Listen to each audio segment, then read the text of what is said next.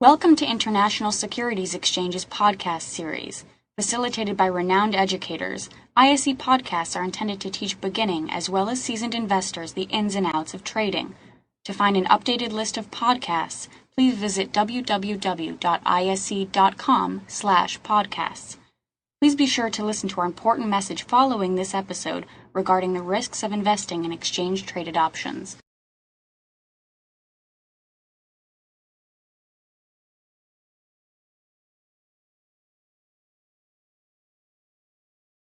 Well, actually, I'll just use this chart right here.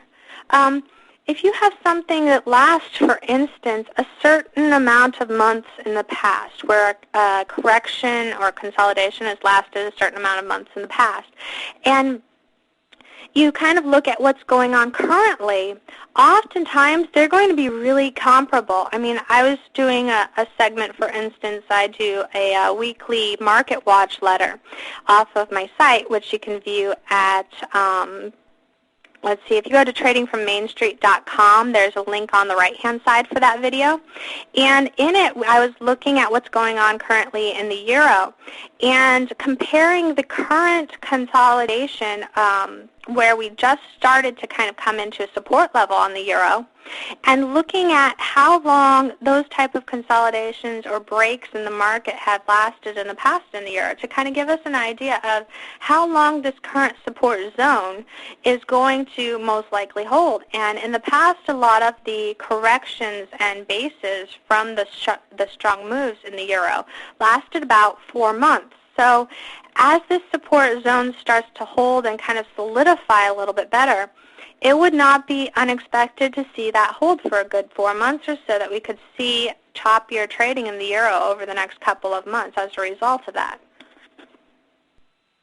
Okay, great. I think we have time for one or two more.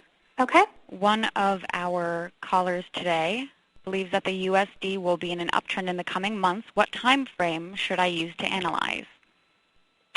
If you're looking at kind of looking at what's going on over the next couple of months or so, I would primarily be looking at a weekly time frame. Also, I mean, you do want to take some time to look at the daily, but the weekly and the monthly are going to be most relevant to something that you're looking at longer term like that. All right, and one last question. Should position traders use longer time frames compared to short-term traders?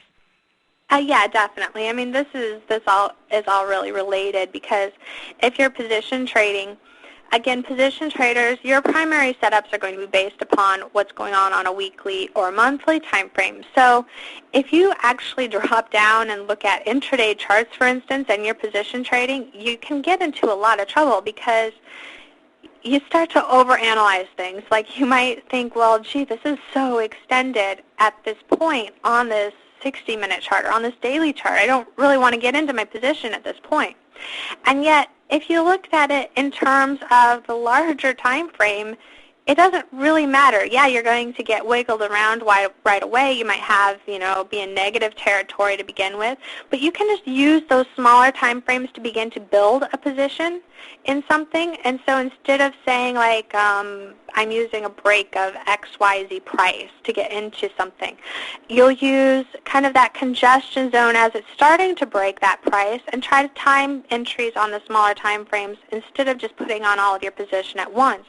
But if you get too wrapped in trying to micromanage it past, just basic ideas like that, you're going to run into a lot of trouble where you get out of stuff way too early just because you have a profit, or you're worried because you see the market's turning on a smaller time frame, so you bail.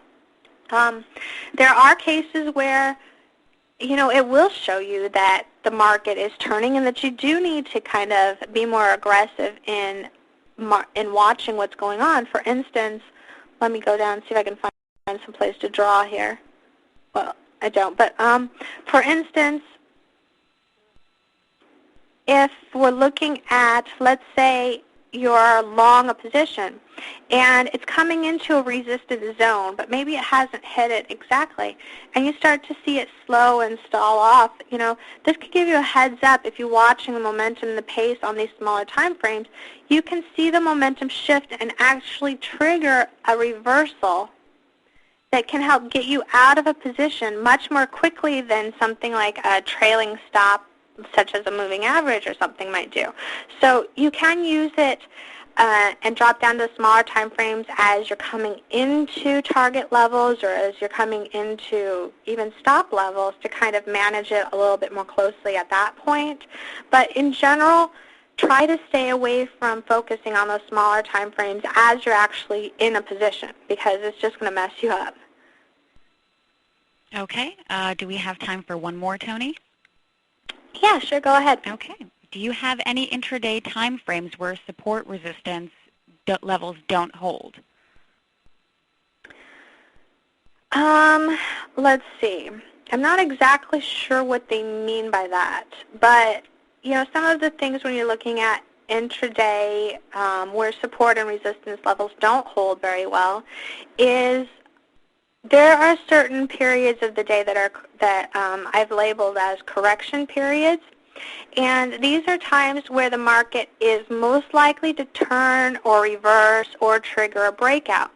And so if you have support and resistance levels that are hitting in between these specific correction periods and correction zones, then they are going to be less likely to hold than they would another time of the day. For instance, this is not going to apply quite as much to Forex, but if you trade futures, for instance, 11 o'clock is a big time in the morning where often you will see pivots off of highs and lows. You'll see breakouts occur at that time.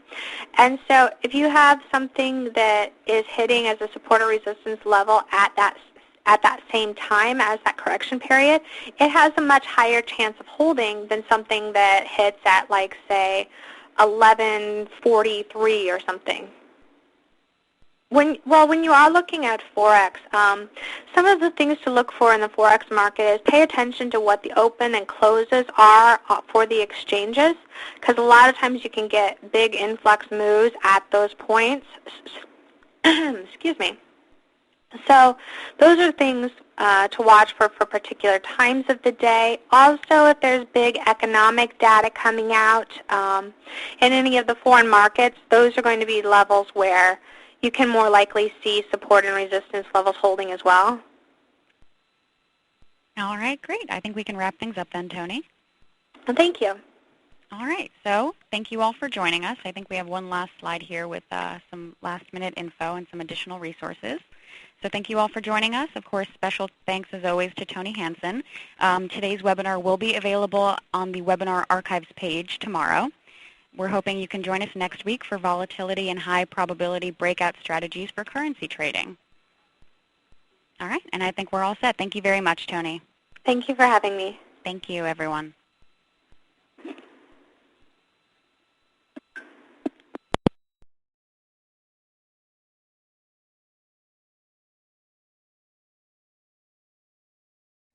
Thank you for listening to our podcast. To find more podcasts on options, stocks, alternative markets, and market data, please visit www.ise.com/podcasts.